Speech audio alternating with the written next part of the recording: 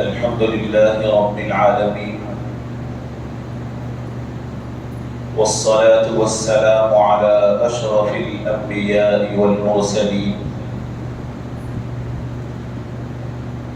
وعلى آله وأصحابه أجمعين ومن والاهم ومن تبعهم بإحسان إلى يوم الدين. أما بعد، فأعوذ بالله من الشيطان الرجيم. بسم الله الرحمن الرحيم.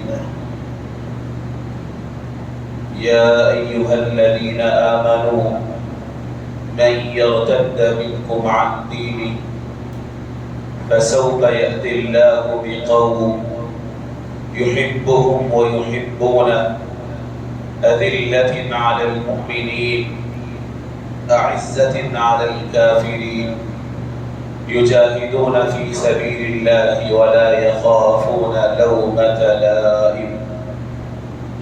وقال تعالى في مقام آخر: يا أيها الذين آمنوا قوا أنفسكم وأهليكم نارا. وقال تعالى مخبرا وآمرا: إن الله وملائكته يصلون على النبي يا أيها الذين آمنوا صلوا عليه وسلموا تسليما. اللهم صل على سيدنا ونبينا وشفيعنا وحبيبنا ومولانا محمد وعلى آله وأصحابه أجمعين. صدق الله مولانا العظيم وبلغنا رسوله النبي الأمين الحنين الكريم، ونحن على ذلك لمن الشاهدين والشاكرين والحمد لله رب العالمين. حاضرین محترم، السلام علیکم ورحمۃ اللہ وبرکاتہ. یہ پروگرام اصلاح معاشرہ کے عنوان سے رکھا گیا ہے. مجھے اس پہ گفتگو کرنے کے لیے، تقریر کرنے کے لیے بلایا گیا. یہ بہت بڑا عمیق عنوان ہے، بہت بڑا عنوان ہے، بہت گہرا عنوان ہے. اصلاح معاشرہ کیسے ہو اور اصلاح معاشرہ کیسے ہو سکتا ہے، یہ امت کے بڑے رہبر و رہنما اور علماء اور وہ دانشوران ملت جن کے دل میں امت کی اصلاح کی فکر ہو اور جن کے پاس عملی جذبہ ہو، وہ اس کے بارے میں بات کر سکتے ہیں. ایک کم علم ادنا طالب علم کی حیثیت سے دو تین باتیں قرآن مجید کی جن آیات کریمہ کی تلاوت کا میں نے شرف حاصل کیا ہے. پہلی آیت جو میں نے تلاوت کی، رب العالمین ارشاد فرماتے ہیں: ایمان والو جو اپنے دین سے پھر جاتے ہیں، اپنے دین کو چھوڑ دیتے ہیں، تو رب العالمین عن قریب ایسی قوم کو لائیں گے جو اللہ سے محبت کرے گی اور اللہ ان سے محبت کرے گا. اور ایمان والوں کے لیے وہ بڑے آپس میں ایک دوسرے سے محبت کرنے والے، ایک دوسرے سے ہمدردی کرنے والے، غمخواری کرنے والے، ایک دوسرے کے ساتھ حسن سلوک کرنے والے ہوں گے، اور نافرمانوں پر، کافروں پر بڑے سخت ہوں گے، اور اللہ کی بارگاہ میں، اللہ کے راستے میں جہاد کرنے والے ہوں گے. وَلَا يَخَافُونَ لَوْمَةَ لَائِمٍ، اور فرمایا کہ لوگوں کی ملامت کرنے والوں کی ملامت کا ان پہ خوف نہیں ہوگا. حاضرین محترم، اس آیت میں رب العالمین نے چند چیزوں کا ذکر فرمایا ہے جن کو خدا پسند کرتا ہے، خدا کیسی قوم چاہتا ہے، خدا اپنے بندوں کو کن کیفیات میں دیکھنا چاہتا ہے۔ ایمان والے سے رب کائنات کا مطالبہ کیا ہے؟ دوسری الفاظ میں یہ کہوں کہ ایمان والا کہتے کس کو ہے؟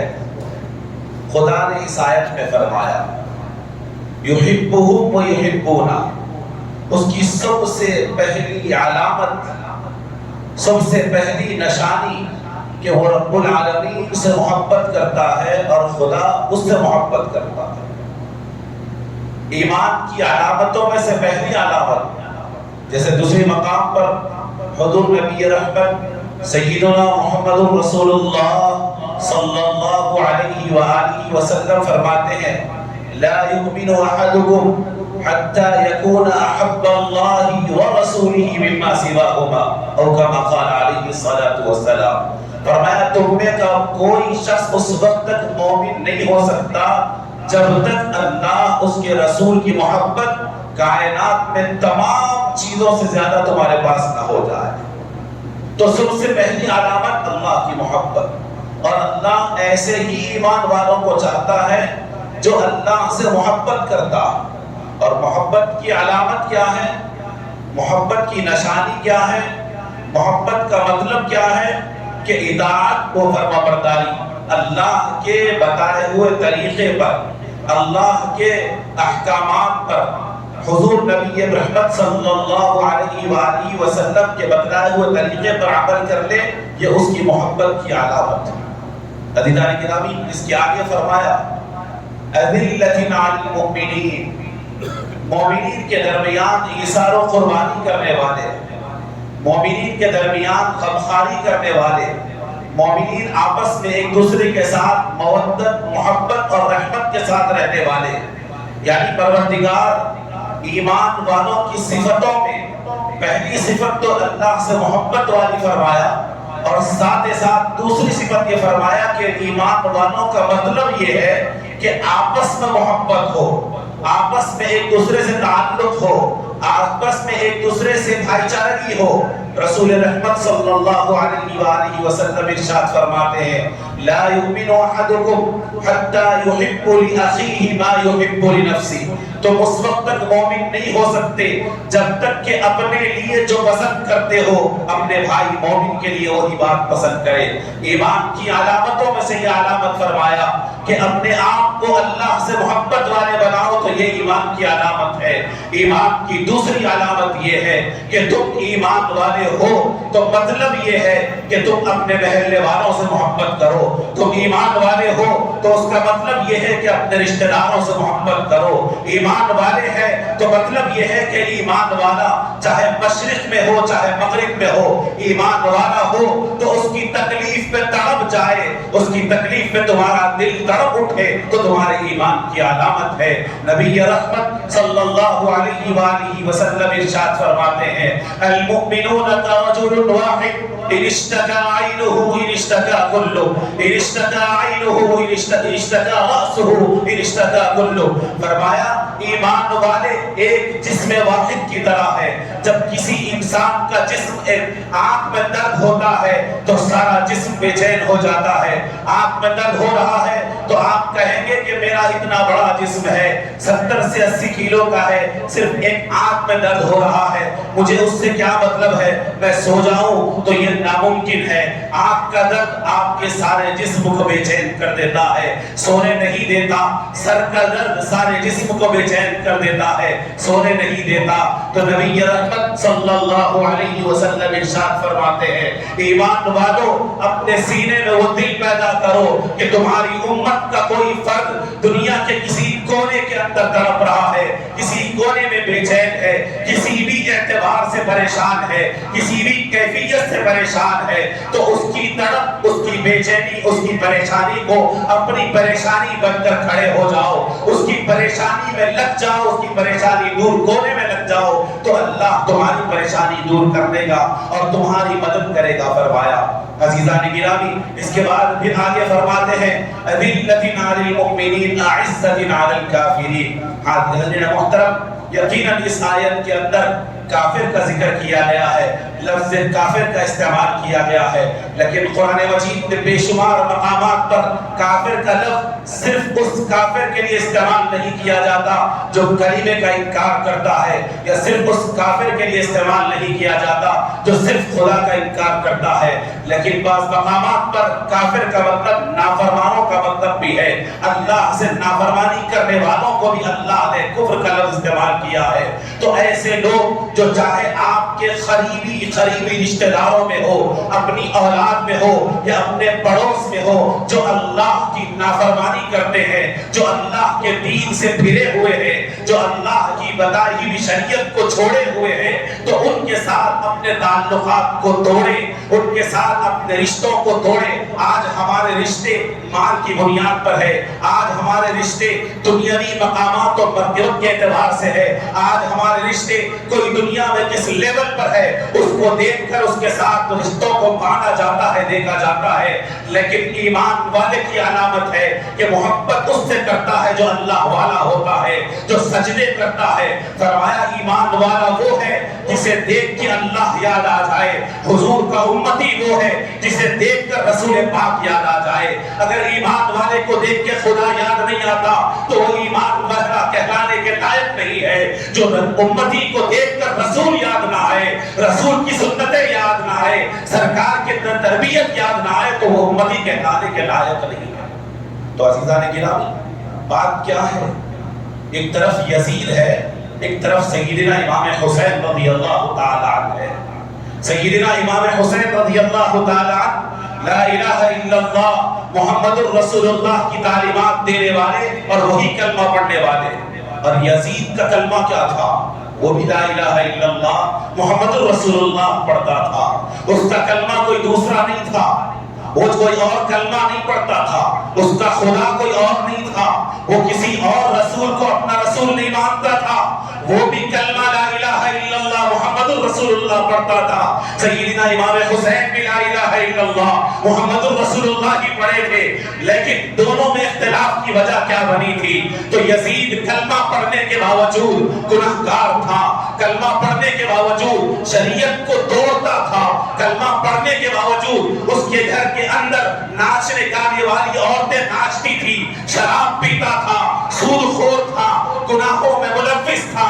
وہ بات تھی رسول رحمت صلی اللہ علیہ وسلم کے نواسے۔ سیدنا امام حسین نے فرمایا اگر کلمہ تو تیرا اور میرا ایک ہے، لیکن تیرا عمل میرے آقا کے، میرے نانا کے عمل کی طرح نہیں ہے، اسی لیے تجھے دنیا کا قائد نہیں مان سکتے، امام نہیں مان سکتے، رہبر و رہنما نہیں مان سکتے، تیرے پیچھے امت نہیں چل سکتی، امت اسی کے پیچھے چل سکتی ہے جو زبان سے لا الہ الا اللہ محمد الرسول اللہ کہے، عمل بھی اس کا وہی ہو جو رسول اللہ کا عمل تھا، کردار بھی وہی ہو جو رسول اللہ کا کردار تھا، طریقہ بھی وہی ہو جو آقا کی سنتوں بھرا تھا، تب جا کے اسے قائد بھی مان سکتے ہیں اور امام بھی مان سکتے ہیں۔ عزیزان گرامی، یہ اعلان سیدنا امام حسین رضی اللہ تعالی عنہ کا قیامت تک کے مسلمانوں سے کہہ رہا ہے، دیکھو صرف کلمے کی بنیاد پہ نہیں بلکہ تمہارے درمیان اگر محبتیں ہونی ہے، تعلقات ہونی ہے، کسی کے ساتھ نسبت ہونی ہے، تو ایسوں کے ساتھ جس کے اندر ایمان ہو، خدا سے محبت ہو، جس کا طریقہ رسول اللہ صلی اللہ علیہ وسلم کے طریقے کے ساتھ ہو۔ اس کے بعد عزیزان گرامی آگے فرماتے یجاہدون فی سبیل اللہ۔ اب جہاد کے لفظ کے ساتھ ہمارے ذہن میں ایک ہی بات آتی کہ میدان جنگ پر ہاتھ میں تلوار نہیں۔ رسول رحمت صلی اللہ علیہ وآلہ وسلم واضح طور پہ اس بات کا اعلان فرما دیے۔ کئی مرتبہ صحابہ کرام جنگ کے میدان سے آ کے صحابہ کی حضور کی بارگاہ میں تشریف فرما ہوتے، بیٹھ جاتے، تو حضور پاک صلی اللہ علیہ وسلم نے ایک مرتبہ فرمایا چلو تم اب جہاد اصغر سے آئے، جہاد سے آئے، میدان جنگ سے لڑ کر آئے اور گھروں کو جا رہے ہیں، تو حضور نے فرمایا تم جہاد اصغر سے آئے، چھوٹے جہاد سے آئے، اب جہاد اکبر کی طرف جانا ہے، بڑے جہاد کی طرف جانا ہے۔ وہ بڑا جہاد کیا تھا؟ اپنے گھر والوں میں دین پھیلانا تھا، اپنے آپ میں دین، اپنے بیوی بچوں میں دین لانا تھا، اپنے گھر والوں میں، اپنے محلے والوں میں دین لانا تھا، گھر کے اندر دینی ماحول کو پریکٹیکل امپلیمنٹ کرنا تھا۔ اس کو رسول پاک نے فرمایا فرمایا جہاد اکبر ہے، جہاد اصغر وہ جہاد ہے جو تلوار لے کے جنگ کے میدان میں جاتے ہو، وہ اس وقت ہے حالت مجبوری میں جب سامنے والا اس حالت پر مجبور کرتا ہے تو آپ کو وہاں جانا ہے، لیکن ساری زندگی میں ریگولر بیسس پر اسلام کے تمام احکامات کو امپلیمنٹ کرنا، فرمایا یہ جہاد اکبر ہے۔ تو ایمان والے کا مطلب یہ ہے خدا سے محبت کرتا ہے، اور ایمان والے کا مطلب یہ ہے کہ مسلمانوں سے آپس میں غمخواری کے ساتھ رہتا ہے، مسلمانوں کی تکلیف کو اپنی تکلیف سمجھتا ہے۔ مسلمان کا مطلب یہ ہے کہ جو اللہ سے، اس کے دین سے، اس کے شریعت سے رشتہ توڑتا ہے تو اس سے دوری اختیار کرتا ہے، اگرچہ کہ بیٹا ہو کہ باپ ہو، بھائی ہو کہ بہن ہو، رشتے میں کچھ ہو، تیرا میرا تعلق یقیناً بھائی بھائی کا ہے، لیکن جب تک تو اللہ کی بارگاہ میں سجدہ کرتا رہے، جب تک تو اس کی شریعت کا پاس و لحاظ کرتا رہے، میں تیرا رشتہ دار بھی ہوں، بھائی بھی ہوں، سب کچھ ہوں، لیکن جب تیرے اندر دین کے عمل نہ ہو، اللہ کے بتائے ہوئے طریقے نہ ہو، تو پھر میں تجھ سے کوئی رشتہ رکھتا نہیں۔ اور یہی صحابہ کرتے آئے، یہی ہمارے اولیاء کرام اور ہمارے بزرگ کرتے آئے کہ آپ کی رشتہ داری آپس کا کس بنیاد پر؟ فرمایا دین کی بنیاد پر۔ بشروا ولا تنفروا، یسروا ولا تعسروا، کونوا عباد اللہ اخوانا۔ فرمایا آپس میں تم بشارتیں، خوشخبریاں دینے والی، محبت کرنے والے بنو، نفرت نہ پھیلاؤ۔ یسروا آسانیاں رکھو، ولا تعسروا مشکلیں مت کرو، کونوا عباد اللہ اخوانا، تم بھائی بن جاؤ۔ کیسے؟ اللہ کے ایمان کی بنیاد پر، اسلام کی بنیاد پر، شریعت کی بنیاد پر۔ ہمارا پیرامیٹر کیا ہو، ہمارا پیمائش کیا ہو؟ ایمان، اسلام، دین۔ عزیزان گرامی، پھر اس کے بعد آگے جو اہم بات فرمایا ولا یخافون لومۃ لائم۔ آج کیا بات ہے؟ کوئی کام کرنے دو، کوئی کام ہماری زندگی میں ہو، ہمارے عمل میں ہو، ہماری سوچ بن گئی، ہماری فکر بن گئی، بھائی یہ نہیں کریں گے تو ہمارے فلاں رشتہ دار کیا کہیں گے، ہمارے بچی کے سسرال والے کیا کہیں گے، پڑوسی کیا کہیں گے، مسجد کی کمیٹی والے کیا کہیں گے، فلاں کیا کہیں گے، مسجد کے فلاں مصلی کیا کہیں گے، فلاں کیا کہیں گے۔ بولے ایمان والے کی علامت یہ ہے وَلَا يَخَافُونَ لَوْمَةَ لَائِمٍ، وہ کسی کے ملامت کرنے والے کی ملامت سے ڈرتا نہیں ہے، وہ ایمان والا ہے، اگرچہ کہ کوئی کیوں نہ ہو۔ اور ہماری زندگیاں آج صرف اسی پہ ہو گئی ہے کہ فلاں کیا کہیں گے اور فلاں کیا کہیں گے، فلاں کیا کہیں گے۔ ہمارے اندر کبھی یہ نہیں ہے کہ میرا رب کیا کہے گا، میرے آقا کیا کہیں گے۔ جنہوں نے ایمان کی خاطر اپنی بیٹیوں کو طلاق دلوایا، جنہوں نے ایمان کی خاطر اپنے دندان مبارک کو شہید کروایا، جنہوں نے ایمان کی خاطر وہ نواسے رسول اللہ سیدنا امام حسین جن کو اپنے کندھے پہ بٹھایا کرتے تھے، ان کو قربان کر دیا۔ ایمان کی جب بات آئی تو فرمایا کہ ایمان کا معاملہ آیا، حدیث پاک ہے الحسین منی وانا من الحسین، حسین مجھ سے ہے اور میں حسین سے ہوں۔ تو فرمایا حسین مجھ سے ہے، بات سمجھ میں آئی یا رسول اللہ، حسین آپ سے ہے۔ وانا من الحسین، اور حسین سے میں ہوں کا مطلب کیا ہے؟ تو فرمایا حسین سے میرا دین ہے، ایک وقت آئے گا کہ میرا نواسا اپنی قربانی دے کے دین کو زندہ کرے گا۔ تو فرمایا حسین مجھ سے ہے اور میں حسین سے ہوں۔ تو اپنے نواسے کو قربان کر دیا، اپنی بیٹیوں کو طلاق دلوا دیا، اپنے دندان مبارک شہید ہو گئے۔ جانثار سیدنا بلال حبشی کے اوپر بڑا پتھر رکھا گیا۔ جانثار صحابہ حضرت سیدنا عمار رضی اللہ عنہ کے والد آنکھوں کے سامنے حضرت یاسر کو شہید کر دیا گیا، ان کی والدہ کو شہید کر دیا گیا۔ اس سب قربانیاں اس لیے نہیں ہوئی کہ ہم اپنی خواہشات کی خاطر دین کے تمام اعمال کو ختم کر دیں، یہ قربانیاں اس لیے نہیں ہوئی کہ آج ولا یخافون لومۃ لائم کے زمرے میں ہم آ جائیں اور ہمارے کردار صرف اس لیے ہو کہ فلاں یہ بولیں گے لہٰذا میں شریعت کو چھوڑ دوں، سسرال والے یہ بولے تو شریعت کو چھوڑ دوں، پڑوسی یہ بولے تو شریعت کو چھوڑ دوں، میرا دوست یہ بولا تو شریعت کو چھوڑ دوں۔ ارے وہ تو جان دے دیے، اپنی بیٹیوں کو قربان کر دیا۔ عزیزان گرامی، ایک خاتون اپنے گود میں 1 سالہ بچے کو لے کے جنگ کے میدان میں آتی ہے، عرض کرتی ہے یا رسول اللہ صلی اللہ علیہ وسلم یہ بچے کو آپ اس کام کے لیے استعمال کر لیں،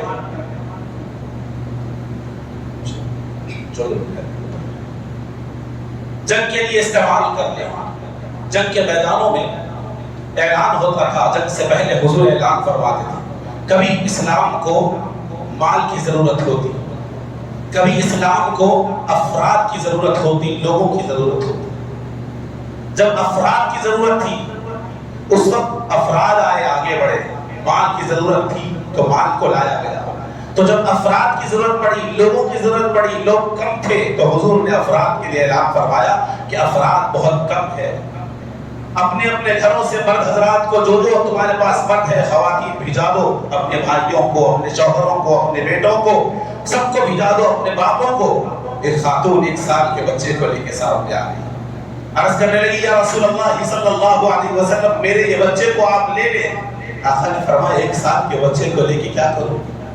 اور فرمایا کہ بڑا ہو گیا تب اس کو پھر جنگ کے میدان میں لیں گے۔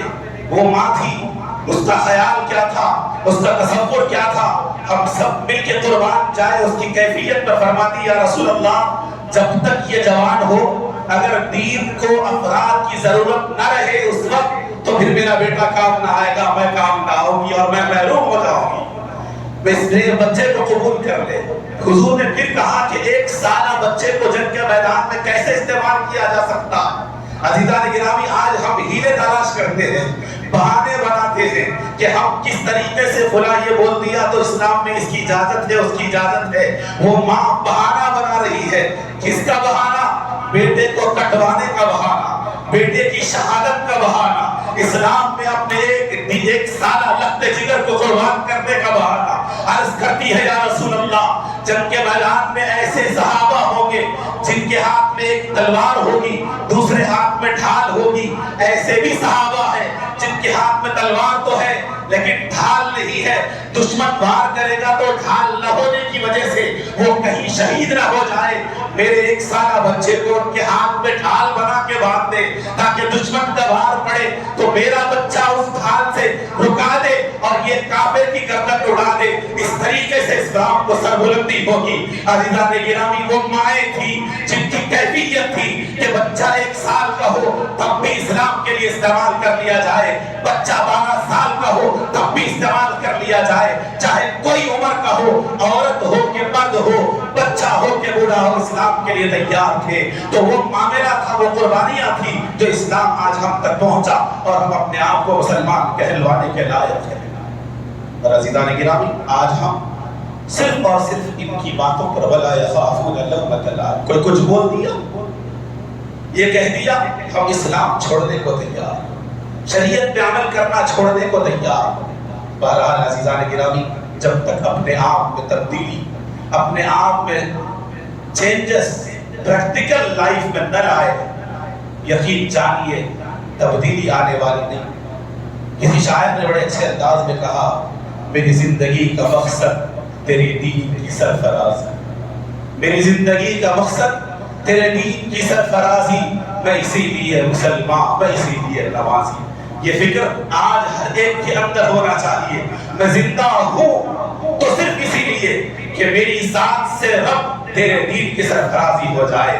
میں زندہ ہوں تو اسی لیے کہ یا رسول اللہ جو دین کو آپ نے ان مسائل کے ساتھ ہم تک پہنچایا ہے اس دین کو زندہ کرنے کے لیے میری زندگی، میری بیوی کی زندگی، میری بیٹی کی زندگی، میرے بیٹے کی زندگی اور میرے گھر کی زندگی، اس کے علاوہ ایمان والے کا مقصد کوئی اور ہونا نہیں چاہتا۔ اور عزیزان گرامی قرآن پاک کی دوسری آیت یا ایھا الذین آمنوا قوا انفسکم واہلیکم نارا، میں یہ عرض اس لیے کر رہا ہوں، بات دراصل یہ ہے کہ آج علم تو بہت ہو گیا، گلی گلی علماء، گلی گلی دانشور، مقررین، واعظین، ہر جگہ بہترین انداز میں کہاں کمی ہے، واٹس ایپ پر موجود، یوٹیوب پر موجود، ہر چینل پر موجود، سوشل میڈیا میں موجود، بہترین انداز میں قرآن کی آیتوں کے ترجمے، تفاسیر، بہترین انداز میں حدیث کا بولا جانا۔ آج سے پہلے آپ کو کہیں بیان ہو تو کسی کونے میں جا کے سننا پڑتا تھا، آج ہاتھ میں بیٹھ کے دن تمام میں ایسے ایسے بیانات جو سنتے ہی دل کانپ اٹھ جائے، آنکھ سے آنسو نکل جائے، کیفیت بدل جائے، دن تمام ہزاروں بیانات آپ کو ملتے ہیں۔ لیکن عزیزان گرامی یہاں پر ایک بات حضرت سیدنا شیخ عبد القادر جیلانی رحمۃ اللہ علیہ کی بڑی اہم ترین بات آپ کی خدمت میں رکھنا چاہتا ہوں۔ اپنی کتاب میں الفتح الربانی فیوض یزدانی میں حضرت پیران پیر شیخ عبد القادر جیلانی رحمۃ اللہ علیہ لکھتے ہیں، عزیزان گرامی وہ بات ان کی عرض کرنے سے پہلے ایک بات عرض کرتا ہوں۔ ہمارا خیال ہے کہ دین ہم تک واٹس ایپ پر حدیث آئی، ارے حدیث دوسروں تک پہنچانا ہے، فارورڈ کر دیا، آیت آئی فارورڈ کر دیا، یہ بات معلوم ہوئی دوسروں کو بول دیا۔ عزیزان گرامی، یقیناً میرا فرض ہے، آپ کا فرض ہے کہ دوسروں تک پہنچائیں۔ لیکن میں ایک بات عرض کرنا چاہتا ہوں، رسول رحمت صلی اللہ علیہ وسلم دین کو دوسروں تک پہنچانے کی ذمہ داری صحابہ کو اس وقت دیے جب ایک ایک صحابی کو اس مقام پر لایا اور اعلان فرمایا اصحابک النجوم بأیہم اقتدیتم اقتدیتم، میرے صحابہ ستاروں کی مانند ہے، تم جن میں سے جس کی بھی اقتدا کرو گے تم روشنی پالو گے، ہدایت پالو گے۔ ستارہ کسے کہتے ہیں عزیزان گرامی؟ ستارے کا مطلب کیا ہے؟ ستارے کا معنی کیا ہے؟ ستارے کو آپ جب نظر اٹھا کے آسمان کی طرف آپ دیکھو، یا میں دیکھوں، یا مشرق میں رہنے والا دیکھے، یا مغرب میں رہنے والا دیکھے، یا کسی بھی کونے میں رہنے والا دیکھے، جدھر سے بھی دیکھے ستارہ چمکتا ہوا رہتا ہے۔ ادھر سے دیکھو چمک رہا ہے، ادھر سے دیکھو چمک رہا ہے، نیچے سے دیکھو چمک رہا ہے، اوپر سے دیکھو چمک رہا ہے۔ اس کی چمک میں کبھی کوئی اینگل سے کمی نہیں ہے، یعنی وہ اپنی چمک میں مکمل ہے۔ تو حضور نے جب ان کو اعلان فرمایا کہ صحابہ تم جاؤ دین کا کام کرو، تو انہیں اپنے آپ میں مکمل بنایا، تربیت یافتہ بنایا، ان کو ہر اینگل سے مکمل بنا کر ان کے اخلاق ایسے بنایا کہ ان کو بات کرتا ہوا کوئی دیکھتا تو مسلمان ہو جاتا، ان کو قرآن پڑھتا ہوا کوئی دیکھتا تو ایمان لا لیتا، چلتا ہوا کوئی دیکھتا تو ایمان لا لیتا۔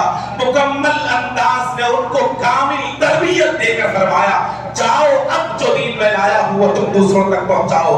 عزیزان گرامی، ہمارا معاملہ یہ ہے، اور اس کو قرآن بھی کہتا ہے یا ایھا الذین آمنوا لم تقولون ما لا تفعلون، اے ایمان والو وہ بات کیوں کہتے ہو جو تم خود عمل نہیں کرتے؟ تو جو ہم عمل نہیں کرتے وہ دوسروں تک پہنچانا کبر مقتا عند اللہ، اللہ کے پاس یہ سب پکڑنے والی بات اور غصے والی بات ہے۔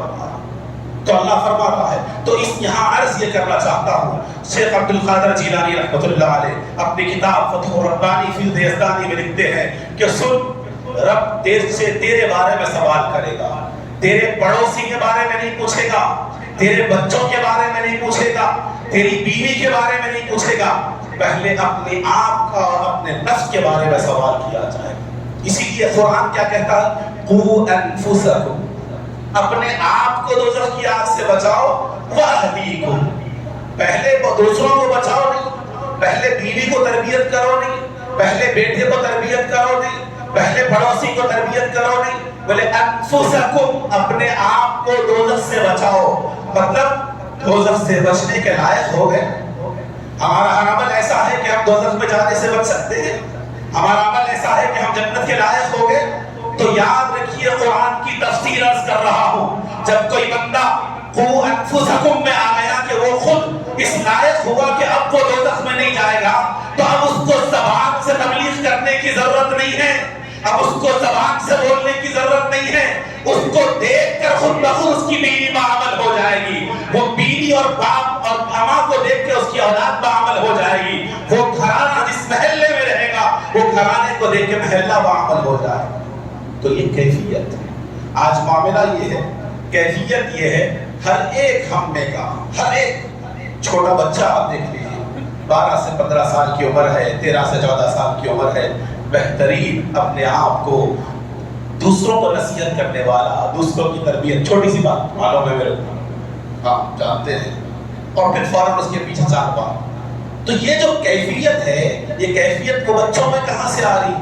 ہمارے نوجوانوں میں وہ کیفیت ہے، ہمارے ادھر عمر کے لوگوں میں وہ کیفیت ہے، ہمارے بڑوں میں وہ کیفیت ہے۔ عمل اپنی ذات سے ختم، دوسروں پر۔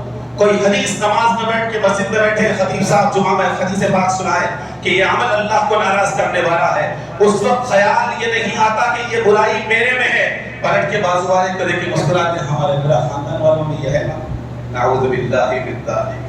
یہ جو کیفیت ہے جو ہمیں لے ڈبا رہی ہے، یہ جو کیفیت ہے دنیا میں کسی کے سامنے منہ دکھانے کے لائق نہیں رکھی۔ کیوں؟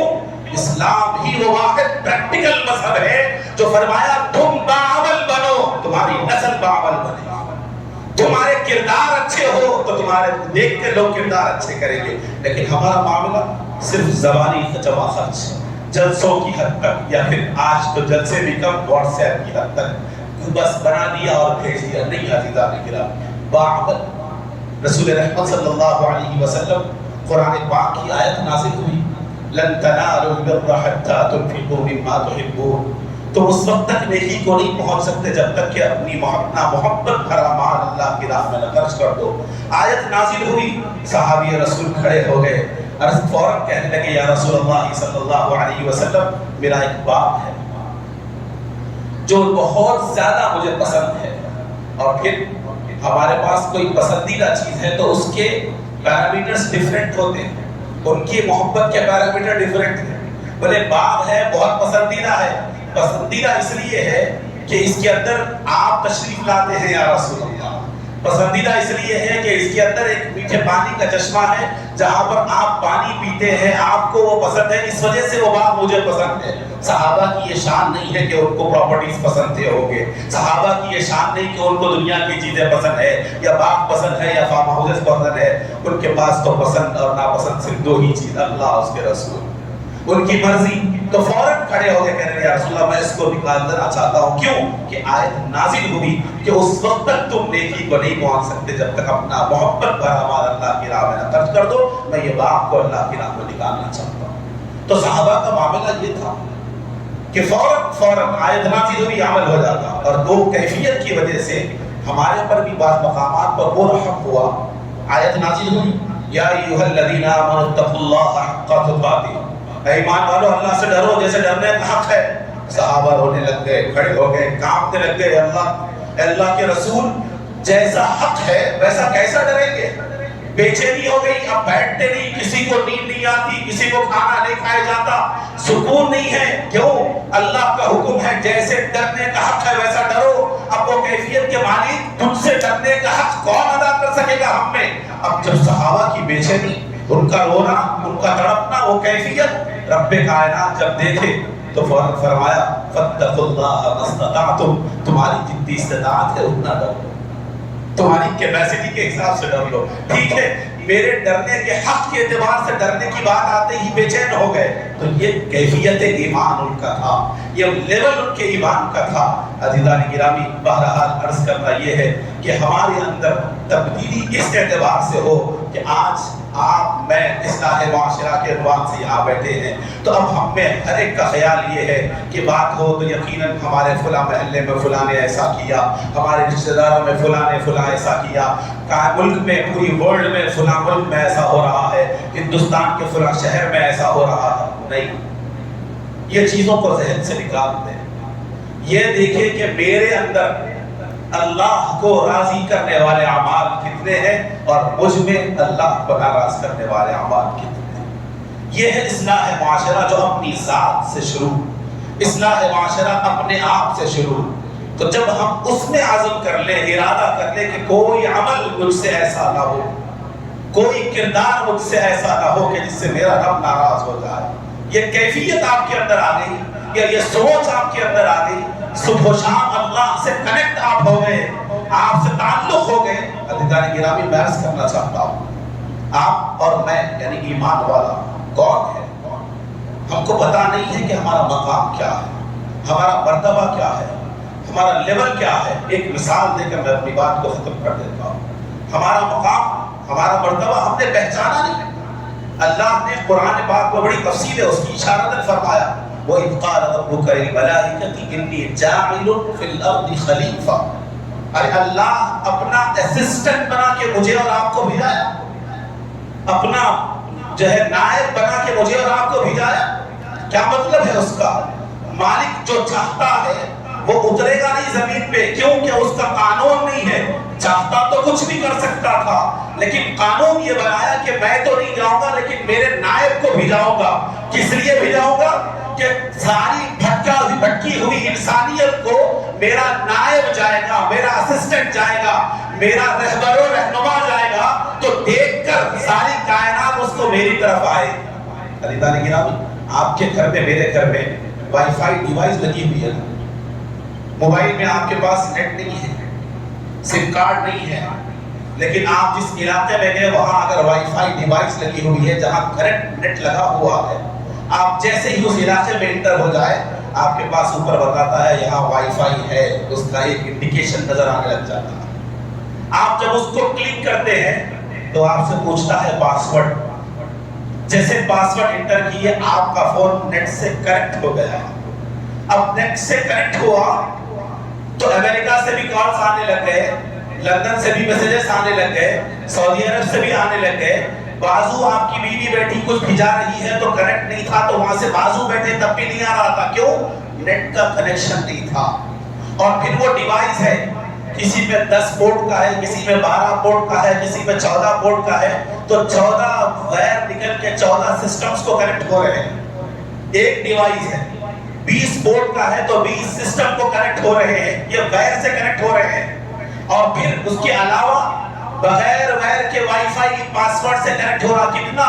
پورے محلے والوں کو جا رہا ہے، پورے گھر والوں کو جا رہا ہے۔ ایک بڑی ہوٹل ہے اس میں لگا ہوا ہے، پورے فلورز پہ جا رہا، جو آنا وائی فائی کنیکٹ کر رہا ہے۔ ایئرپورٹ پہ چلے جائیے، پورے ایئرپورٹ میں فری وائی فائی زون ہے۔ کیسے؟ ڈیوائس آپ کو کنیکٹ کر رہا ہے۔ عزیزان گرامی، جب ڈیوائس کنیکٹ کرتا ہے، کنیکٹیوٹی ہوتی ہے، تو رب العالمین ایمان والے کو خدا سے جو نیٹ ورک ہے، ڈائریکٹ لا الہ الا اللہ محمد الرسول اللہ کے پاسورڈ کے ساتھ میرے دل سے تعلق عرش اعظم پہ ہے، آپ کے دل سے تعلق عرش اعظم کا ہے۔ وہ جو کنیکشن آپ کو ڈیوائس بنایا، کہا کہ ایمان والے تو مجھ سے کنیکٹ ہوا، اپنے اعمال سے بندوں کو اپنے سے کنیکٹ کر اور خدا سے کنیکٹ کر۔ تیرا کام یہ ہے، تجھے اسی لیے بھیجا گیا ہے، تو صرف اور صرف دنیا میں کھا پی کے حیوانات کی طرح زندگی بسر کرنے نہیں آیا، بلکہ زمین پہ اس لیے گیا ہے کہ پورے زمین کے تمام انسانوں کو اپنی ذات سے کنیکٹ کر کے رب کی ذات سے کنیکٹ کر دے، اسی لیے تجھے دنیا میں بھیجایا گیا ہے۔ حاضرین محترم، تو آج عزم کر لے، ارادہ کر لے، اپنے آپ میں عزم کر لے کہ میں اپنی اصلاح کروں گا، اپنے کردار میں چینجز لاؤں گا۔ جب اپنے میں چینجز آئیں گے تو یقین جانیے خدا کی مدد، اس کی نصرت ایسے آئے گی ہم تصور نہیں کر سکتے۔ ہم یہ سمجھ رہے ہیں، ہم کو پتا نہیں، اس دور میں جو خدا تھا آج بھی وہی خدا ہے، اس دور میں جو رسول تھے آج بھی وہی رسول ہے، اس دور میں جو قرآن تھا آج بھی وہی قرآن، وہ شریعت تھی آج بھی وہی ہے، لیکن ہم وہ نہیں ہیں۔ اگر ہم وہ ہو جائے، حضرت بختیار کاکی رحمت اللہ علیہ، اللہ کے بڑے ولی گزرے، ان کی والدہ محترمہ ہر وقت اس فکر میں ہوتی تھی کہ میرے بیٹے کو رب سے کیسے جوڑ دوں۔ آج کی ماں کی فکر کیا ہے؟ آج کے والدین کی فکر کیا ہے؟ ماں کی فکر تھی کہ بیٹے کو رب سے کیسے جوڑوں۔ تو بچہ 3 سال کا ہے، اسکول کو جاتا، مکتب کو جاتا، واپس آیا، کہنے لگا اماں جان بھوک لگ رہی ہے۔ ماں نے کہا بیٹے کو بھوک لگ رہی ہے تو کھانا اللہ سے مانگو۔ بیٹا پریشان ہوا، 3 سال کا ہے، کہنے لگا اماں جان اللہ سے کھانا کیسے مانگتے؟ تو ماں نے جانماز بچھا دیا، مصلی بچھا دیا، بولے بیٹے اس پہ بیٹھ جاؤ، اللہ سے مانگو، مالک بھوک لگ رہی ہے، مجھے کھانا چاہیے۔ ماں جب یہ ترکیب کر رہی ہے، اللہ سے جوڑنا چاہتی ہے، تو بچہ آنے سے پہلے روٹی پکا کے کتاب دان میں چھپا دیا اور بچے کو مصلی پہ بٹھا کے مانگنے لگا۔ بچہ مانگا، 2-3 بار کہنے لگا تو ماں نے کہا بیٹے آپ کی دعا قبول ہو گئی، اللہ نے کھانا بھیج دیا، کھڑے ہو جاؤ، ہم کھانا ڈھونڈیں گے۔ پہلے دوسرے تابدار کو لے گئے، پھر ایک تابدار کو لے گئے، پھر تیسرے تابدار جہاں کھانا تھا، دیکھیں کھانا مل گیا، کھانا کھا لیا۔ دوسرا دن بچہ مکتب سے واپس آیا تو باورچی خانے میں ماں کے پاس نہیں گیا، خود ہی مصلی بچھایا، مصلی پہ بیٹھ گیا اور اللہ سے کہنے لگا مالک مجھے بھوک لگ رہی ہے، مجھے کھانا چاہیے۔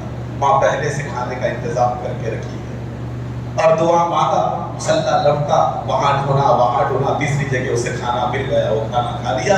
اب معمول بن گیا روز کا، اپنے سے نہیں جوڑے، آج ہم اپنی شخصیت بنوانے میں لگے ہوئے ہیں، اپنے آپ کو بنوانے میں لگے ہوئے، جس کو دیکھو تھوڑا امیج بن گیا، مولوی بن گیا تو اپنے طرف کیسے کرے گا یہ دیکھ رہا ہے۔ ارے تجھے اپنے طرف کرنے نہیں بھیجایا گیا، ارے تو ایک ڈیوائس ہے۔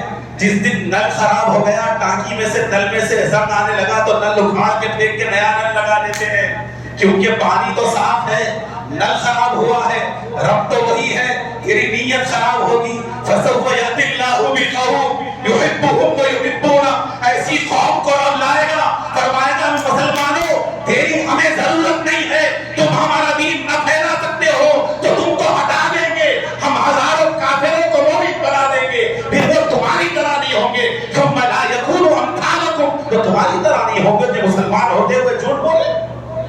مسلمان ہوتے ہوئے دھوکہ دے؟ تو فرمایا رب کے قریب کرو، اپنے قریب نہیں۔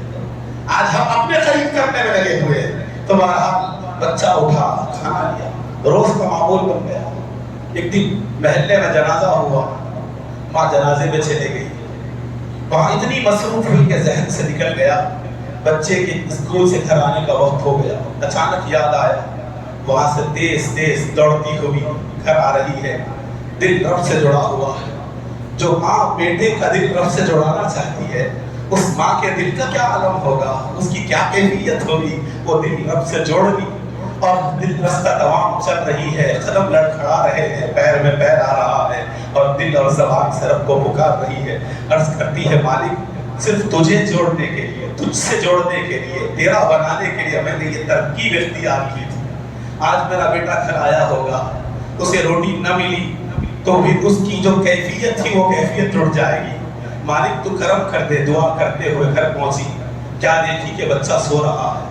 جلدی جلدی باورچی خانے میں گئی، روٹی بنائی اور روٹی کو معمول کے مطابق چھپا دی، بچے کو جگایا، اٹھایا، ہے میرے بچے اٹھ جا، تجھے بھوک لگی ہوگی، تجھے بہت زیادہ بھوک لگ رہی ہوگی۔ بچہ آنکھ کھولا، کہنے لگا اما جان مجھے بھوک نہیں لگ رہی کیونکہ میں نے کھانا کھا لیا۔ ماں بڑی حیران ہے، پوچھنے لگی بیٹے کھانا کھا لیا؟ کہنے لگا ہاں اما جان کھانا کھا لیا، آپ نے بتایا تھا اللہ سے مانگو، میں نے مانگا اور جب میں تلاش کیا تو مجھے روٹی مل گئی، اور ایسی روٹی ملی اتنی مزے کی تھی کہ ایسی مزے کی روٹی میں نے آج تک نہیں کھائی۔ عزیزان گرامی خدا وہی ہے، آپ خدا کو آپ تک روٹی پہنچانے کے لیے ماں کی ضرورت نہیں ہے، کسان کی ضرورت نہیں ہے کہ دانا اگائے، وہ تو منہ و سلویٰ حضرت کے نام سے جنت سے اتارا کرتا تھا۔ ہم انسانوں نے خود کہا تھا کہ ہمیں اس کی ضرورت نہیں، ہم محنت کریں گے تو خدا نے محنت پہ لگا دیا۔ خدا وہی ہے جو منہ سلویٰ وہاں سے اتارتا تھا، آج بھی اتار سکتا ہے۔ وہی خدا ہے جو حضرت بختیار کاکی رحمت اللہ علیہ کا بھی خدا وہی تھا، ان کے والدہ کا بھی وہی تھا۔ فرمایا بندے تو اب مجھ سے جڑ جا، وہ کیفیت پیدا کر لے، میرا ہو کے دیکھ، تو میرا ہو گیا۔ تو فرمایا کوئی تجھ سے کوئی کچھ مانگتا ہے، الہی میں تجھ سے طلبگار تیرا۔ کوئی تجھ سے کوئی کچھ مانگتا ہے، الہی میں تجھ سے طلبگار تیرا۔ ایک تو میرا تو ہر شے میری، ایک تو نہیں میرا تو کچھ نہیں میرا۔ تو رب سے رب کو مانگنا سیکھ لے۔ اب سب مانگے دنیا میں، زندگی میں ہم نے سب مانگا، بلڈنگ مانگا بلڈنگ مل گئی، اچھے بچے مانگا مل گئے، رشتہ دار مانگا، سب کچھ مانگا اور مل رہا، لیکن ہم میں سے کتنے ہیں جو خدا سے خدا کو مانگا ہے، اس سے اس کی رضا مانگی ہے، اس سے اس کی ذات کو مانگا ہے۔ عزیزان گرامی اپنی اصلاح کی فکر کیجئے، اپنے گھر کی اصلاح کی فکر کیجئے، اور جب اپنے گھر کی اصلاح ہوگی، جب اپنے آپ میں اصلاح ہوگی تو وہ دن دور نہیں ہے کہ ہمارے اندر تبدیلی آ جائے، ہمارے میں چینجز آ جائے، معاشرے کی اصلاح ہو جائے اور اس کا عزم کر لے۔ بیانات تو بہت ہوں گے، جلسے تو بہت ہوں گے، تھوڑی دیر کے لیے آنکھ نم ہو گئے، دل نرم ہوا، اٹھے اور نکل گئے۔ یہ کیفیت ایمان والے کی کیفیت نہیں ہے۔ ایمان والے کی کیفیت یہ ہے کہ ذرا اس کی آنکھ نم ہو، دل نرم ہو اور رب سے تعلق جڑا ہوا ہو۔ اور یہ کوئی بڑا کام نہیں، میں عرض کر رہا ہوں یہ کوئی بڑا کام نہیں ہے۔ اس لیے بڑا کام نہیں ہے کہ اس کو کرنے کے لیے جو قدم اٹھاتا ہے اس کے لیے اللہ کی نصرت ہے، اور جس کو اللہ کی نصرت ہے وہ کام کبھی مشکل نہیں ہو سکتا۔ خدا فرماتا والذین جاہدوا فینا لنہدینہم سبلنا، جو کوئی ہمارے راستے میں چلتا ہے اسے راستے بتاتے ہیں۔ ہم تو مائل بکرم ہے، رہرو منزل ہی نہیں۔ اللہ اقبال فرماتا ہم تو مائل بکرم ہے، اللہ تو کرم کرنے کے مائل ہے، رہرو منزل ہی نہیں۔ مائل بکرم ہے، کوئی سائل ہی نہیں، کوئی مانگنے والا ہی نہیں، راہ دکھلائے کسے، کوئی رہرو منزل ہی نہیں۔ حدیث پاک ہے، حدیث قدسی ہے، جو میری طرف چل کے آتا ہے میں دوڑ کے آتا ہوں۔ ایک بالش آتا ہے تو میں 10 بالش، چل کے آتا ہے تو میں دوڑ کے آتا ہوں۔ وہ تو اپنے بندے کو قریب کرنے کے لیے تیار ہے، وہ تو ہدایت دینے کو تیار ہے، وہ تو کنیکٹیوٹی جوڑنے کو تیار ہے، وہ تو اپنا مقام مومن کا دل بتایا ہے، مومن کا دل بتایا ہے۔ عزیزان گرامی صرف ہمیں ضرورت ہے کہ اس معاملے میں فکر کر لے، اور جب عزم کر لے، ارادہ کر لے تو پختہ عزم کر لے۔ فرمایا عزم کی آگ سے پتھر بھی پگھل جاتے ہیں، عزم کی آگ سے پتھر بھی پگھل جاتے ہیں۔ اگر نہ ہو عزم تو موم بھی ہے پتھر کی طرح۔ ہمارا ارادہ ہی نہیں ہے کہ اللہ کے قریب ہونے کا، ہمارا ارادہ ہی نہیں ہے اللہ کے پاس جانے کا، ہمارا ارادہ ہی نہیں ہے اللہ کو دیکھنے کا، اس سے محبت کرنے کا، اس کو چاہنے کا، اس کی طرف ہونے کا ارادہ ہمارا ہو جائے، وہ تو ہر وقت تیار ہے، جو بندہ اس کی طرف آئے گا تو وہ اس کو کر لے گا۔ اللہ سے دعا ہے مالک عمل کی توفیق نصیب فرمائے، وہ کام لے لے جو تجھ کو راضی کرنے والا ہے، وہ کام چھڑا دے جو تجھے ناراض کرنے والا ہے۔ ہمارا شمار ان لوگوں میں فرما جن سے اسلام کی بلندی ہوئی ہو، ہمارا شمار ان لوگوں میں نہ فرما جن سے اسلام کا نقصان ہوا ہو۔ صلی اللہ تعالی علی خیر خلقہ وآلہ وصحبہ اجمعین والحمد للہ رب العالمین۔